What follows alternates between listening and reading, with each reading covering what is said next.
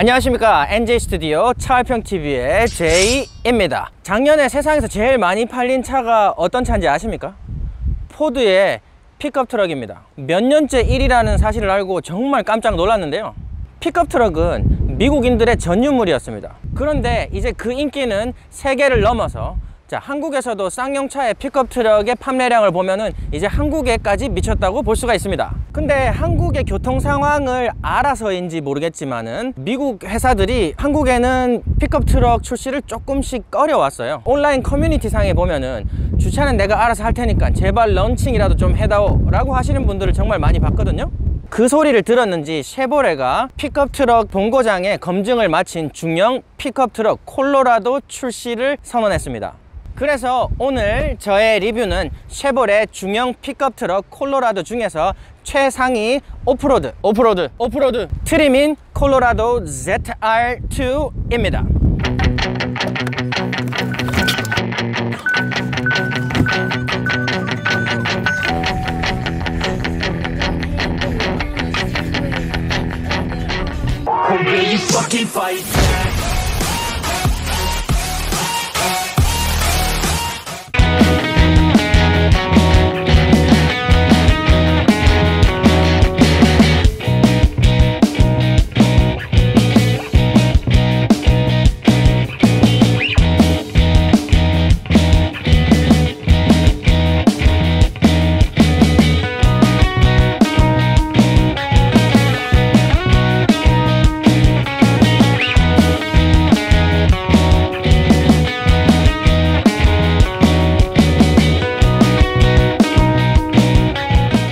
콜로라도는 쉐보레의 중형 픽업 트럭으로서 포드의 레인저와 호각을 다투는 미국 대표 픽업 트럭입니다.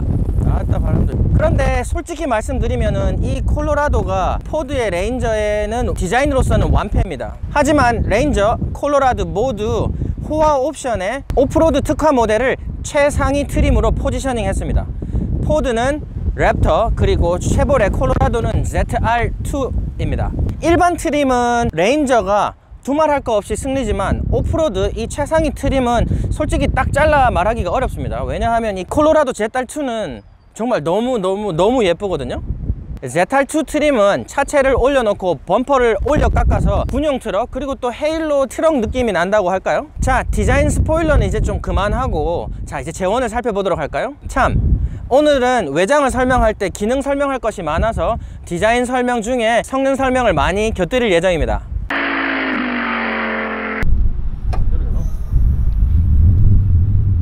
재원을 설명드리기 위해서 후드 안을 살펴봅시다. 여기 후드 위에 보면은 콧잔등이 올라와 있어서 저는 이 엔진이 엄청 크게 올라올 줄 알았는데 그렇지 않고 이렇게 편편하네요. 페이크였나 봅니다. 자연 흡기 6기통 3.6L 가솔린 엔진을 얹었습니다. 8단 자동 트랜스미션에 4x4 드라이브 트레인이 장착됐네요. 308마력, 토크 38의 스펙으로 중형 픽업으로서 엄청난 퍼포먼스를 자랑합니다. 적재량은 570km 밖에 안 돼? 라고 생각하시는 분들이 계시겠지만 견인 성능은 2톤이 넘어서 유틸리티성은 엄청납니다. 오늘은 디자인뿐만 아니라 재원에서 설명을 못 드린 성능들도 설명드릴 예정입니다. ZR2 트림은 일반 트림보다 5cm나 더 땅에서 멀어져 있습니다. 그리고 타이어 간 거리는 무려 9cm나 더 벌어졌습니다. 오프로드 퍼포먼스를 위한 변경으로서 한국의 시골 도로, 그리고 시골 비포장 언덕에 주행하는데 전혀 문제가 없는 퍼포먼스를 보여줄 것 같습니다. 차체가 이렇게 올라가고 범퍼를 이렇게 깎아 올려가지고 무슨 이렇게 환한 얼굴 느낌이네요. 근용 차량 느낌도 물씬 납니다. 그리고 올라간 범퍼 때문에 혹시 내장이라도 보일까봐 이렇게 스키드 플레이스를 예쁘게 잘 마감을 해놨네요. 그리고 이렇게 헤드라이트를 보면은 약간 복고풍 느낌이 나게 좀 크고 시원시원해서 요즘 트렌드랑은 잘 맞진 않지만은 이런 오프로드 느낌과랑은 또 너무 조화가 잘 돼서 참 예쁘게 디자인된 것 같습니다. 그리고 앞에 군용 방호 프레임을 영상시키는 이런 범퍼 디자인은 또 남심으로 울리는 것 같네요. 범퍼는 아래쪽에 이쪽에 보시면은 굉장히 많이 앞바퀴 쪽에 깎아놔서 오프로드 할 때 앞에 거슬리지 말라고 멋떨어지는 굿이어 랭귤러 듀라트랙 타이어를 이렇게 뽐내고 있습니다. 그래서 이 앞모습을 좀 더 저돌적으로 하는 것 같네요. 자, 이제 옆모습을 보도록 하겠습니다. 바퀴는 17인치 구디어 오프로드 랭귤러 듀라트랙 타이어로 업그레이드가 됐고요. 이 ZR2의 서스펜션은 그냥 지나칠 수가 없습니다. 카마로에 장착된 멀티매틱 DSSV 쇼바를 장착해서 노면에 따라서 이 쇼바가 적응하게 되어 있습니다. 자성체로 점성을 조절해서 서스펜션을 조절하는 자기 유동식 쇼바가 고급차에 들어가면서 인기를 끌었지만, 이 오리피스로 유량을 조절해서 서스펜션을 조절하는 DSSV 쇼바가 최근에 울트라 퍼포먼스 차량에도 들어가는 떠오르는 쇼바입니다. 상위 카마로 차량에도 들어가서 검증이 된 쇼바이죠. 온로드, 오프로드의 퍼포먼스를 모두 만족시켜줘야 하는 픽업 트럭의 짐을 덜어주는 것 같아요. 그리고 이 백미러에는 열선이 들어가 있어서 추운 지역에서 오프로드 하실 때 굳이 긁어내지 않아도 되는 그런 귀찮음을 덜어주는 것 같습니다. GR2 트림에 들어가는 이렇게 측면의 락슬라이더는 오프로드 뛸 때 차체를 보호해 주기도 하지만은 차체 자체의 내구도 보강해 줍니다. 많은 한국분들이 픽업 트럭의 뒷바퀴에는 판스프링이 들어간다고 생각을 하시거든요. 네, 맞습니다. 판스프링 들어갑니다. 판스프링이 들어가지만은 뒤에도 똑같이 DSSV 쇼바가 들어가 있기 때문에 극한의 컨디션을 견디는 용으로만 판스프링이 사용되고, 온로드에서는 DSSV 쇼바가 승차감을 책임집니다. 자, 이제 뒤를 보겠습니다. 픽업 트럭은 원래 뒤는 정말 볼 게 없죠. 이 차의 좀 아쉬운 점은 이렇게 옆에 보시면 사이드 스태퍼가, 다른 픽업 트럭에 있는 사이드 스태퍼가 없어서 이렇게 밟고 올라갈 곳이 없습니다. 혹시나 적재함을 올라가셔야 하는데 저같이 키가 작은 분은 좀 비참함을 느낄 수가 있습니다. 이렇게. 그리고 적재함에는 이렇게 이지 다운 테일게이트가 있어서 이렇게 내려올 때 쾅쾅거리지 않는 그런 장점이 또 있습니다. 그리고 이렇게 아래쪽에 보면은 스페어 타이어가 적재함 아래쪽에 부착이 되어 있습니다. 이제 이 차량의 인테리어와 그리고 인테리어와 관련된 성능을 알아보도록 하겠습니다. 차량에 먼저 들어가려고 보면은 이 차가 중형 픽업 트럭인데도 불구하고 차체가 굉장히 높기 때문에 올라가기 굉장히 어렵습니다. 그런데 이렇게 아래에 보시면은 발판도 없을 뿐더러 지금 여기 사이드 락 슬라이더 때문에 조금의 발판은 여유가 있지만은 발판이 없다고 보셔도 될 것 같고, 그리고 여기 위에 올라가는데 아무런 손잡이가 없습니다. 여기 아무런 손잡이가 없어서 여기 올라갈 때 정말 저같이 키 작은 사람들은 이 타이트한 바지 입고 올라가기가 정말 어려워요. 잡을 데도 없고.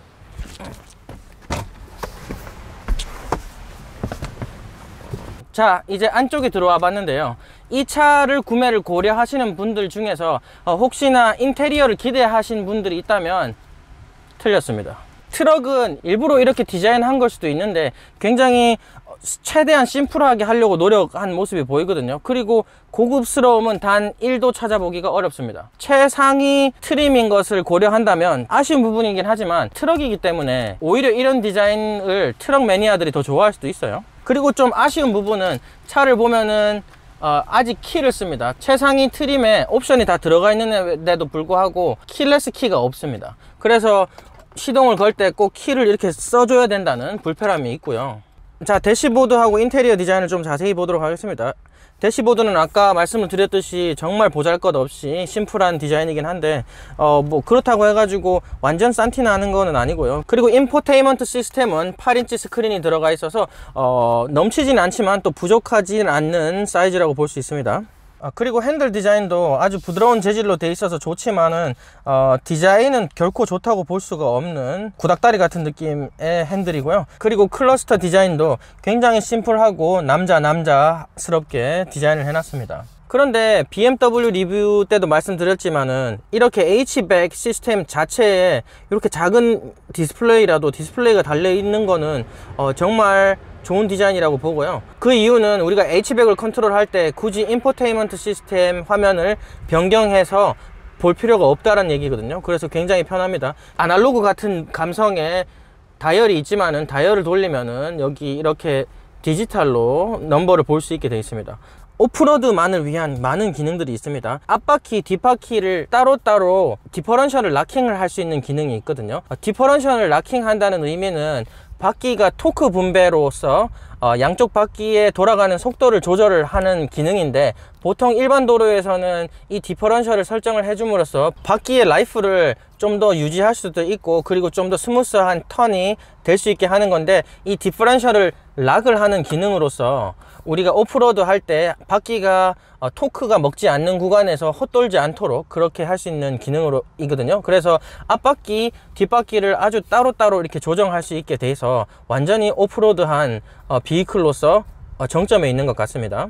히팅 시트 컨트롤이 있는데, 여기서 조절을 하면은 등이랑 엉덩이 쪽에 따뜻하게 할 건지 아니면 등만 따뜻하게 할 건지 조절할 수 있게 되어 있어서 추운 겨울에도 엉땀이 많으신 분들을 위한 아주 좋은 기능이라고 볼 수 있겠네요. 그리고 기어봉 디자인은 봉 자체는 참 마음에 듭니다. 마음에 드는데, 여기 이렇게 가죽 디자인이나 가죽 좀 산티나는 가죽이네요. 레자네요. 10년 전에는 아주 좋다고 느껴졌을 디자인입니다. 여기 무선 충전 패널까지 있는 배려를 해 놓은 거 보면은 이 차의 정체성이 참 의문스럽네요. 자, 4륜과 2륜을 조절하는 다이얼이 있습니다. 그래서 보통 2륜으로 설정이 돼 있고, 그리고 아니면은 우리가 토크가 많이 필요할 때 4륜으로 바꿔주는 기능도 있으면서, 그리고 4륜 하이, 4륜 로우 이렇게 설정이 돼 있어서 굉장히 험한 오프로드나 굉장히 가파른 언덕을 올라갈 때 4륜 로우로 둬가지고 더 안정성 있는 오프로드를 할 수 있게 기능이 분배가 돼 있습니다. 그리고 아우디 때 제가 운전하면서 깜짝 놀란 건데, 이렇게 룸미러가 위치가 굉장히 중간에 있어 가지고 운전할 때 시야를 많이 가렸거든요. 이 차도 마찬가지로 몸통을 굉장히 크게 하고 이렇게 루프를 낮추면서 룸미러가 상당히 시야를 많이 가립니다. 자, 뒷좌석을 보도록 하죠. 픽업 트럭들은 요즘에 SUV를 좀 표방하는 주류로 가고 있기 때문에 뒷좌석도 굉장히 잘 해놨습니다. 솔직히 크기는 투싼이랑 비교해도 될 정도로, 투싼이랑 비교하기 좀 그렇죠. 조금 더 작긴 한데 투싼이랑 비교를 해도 될 정도로 넓고, 그리고 굉장히 편안하게 돼 있고요. 그리고 이렇게 천장 부분도 상당히 높아 가지고 웬만큼 키가 크신 분들도 뒤에 앉는데 전혀 불편함이 없는 것 같습니다. 뒷좌석에 사람들도 충전을 할 수 있도록 USB 포트를 2개나 줬고, 그리고 12V 포트도 마련해 놨습니다. 좌석 시트를 보죠. 부분이 많이 나눠져 있어 가지고 예쁘게 돼 있으면서, 그리고 이렇게 갈라진 부분이 좀 단차가 있어 가지고 뒤에 앉은 사람이, 제가 지금 앉아 있지만 굉장히 편하게 느끼도록 돼 있습니다. 그리고 뒷좌석만의 암레스트까지 있습니다. 간단하게 차를 몰아보도록 하겠습니다. 근데 차가 승차감이 트럭인데, 내가 되게 큰 트럭을 몰아봤었거든요. F250를, F250을 몰아봤는데 그거랑은 다르게 굉장히 정말 SUV 모는 느낌이에요. 굉장히 스무스하고, 지금 2륜으로 해놔서 그런지 반응 속도도 굉장히 좋고요.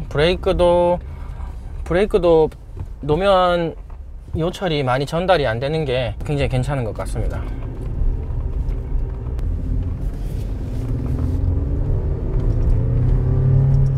와, 엔진 소리는 정말 좋네요. 자, 저의 콜로라도 ZR2 트림 리뷰 잘 보셨나요? 이 콜로라도는 참 의미가 있는 픽업 트럭입니다. 우리나라에 들어오는 첫 미국 픽업 트럭이니까요.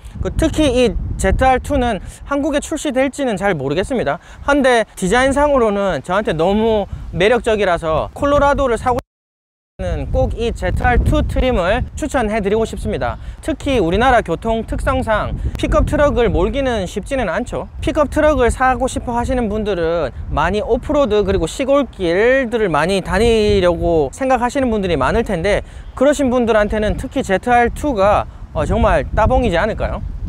이 차가 최상위 트림임에도 불구하고 차선 보조 시스템이나 그리고 충돌 알람 시스템 등의 세이프티 시스템이 전혀 없습니다. 제가 인터넷으로 집 글라디에이터 트럭 리뷰를 보고 댓글들을 봤는데, 댓글들에서 안정성이 너무 낮다고 욕하시는 분들이 굉장히 많더라고요. 근데 이런 오프로드 차들에는 그런 세이프티 시스템을 장착하기가 정말 어렵습니다. 왜냐하면 오프로드 같은 환경에서 다니면서 계속 알람 소리를 들어야 하고, 계속 차선 보조 시스템에 의해서 알람을 받으면 굉장히 필요하거든요. 그렇기 위해서 뭐 다 빼놨지만, 근데 그 시스템들을 또 껐다 켰다 할 수 있게 했으면 또 어떨까 싶기는 하지만은, 오프로드 차량에는 또 어쩔 수 없는 선택이지 않았나 싶습니다. 이 차는 주행감도 굉장히 좋고 그리고 아주 힘찬 심장을 가지고 있어서 온로드, 오프로드는 정말 최고의 퍼포먼스를 보여주고 있거든요. 그래서 주중에는 이지하고 그리고 주말에는 또 와일드한 일상을 또 가져보는 것은 어떨까요? 이 콜로라도 ZR2와 함께 저희 리뷰를 시청해 주셔서 정말 감사합니다. JTB 차월평TV는 매주 금요일 날 업로드 될 예정이니 꼭 관심 가져주시기 바랍니다. 따봉과 구독은 필수. 따봉과 구독은 자동차 리뷰를 하는데 정말 큰 힘이 됩니다. 잊지 말아주세요. 감사합니다. 빠이.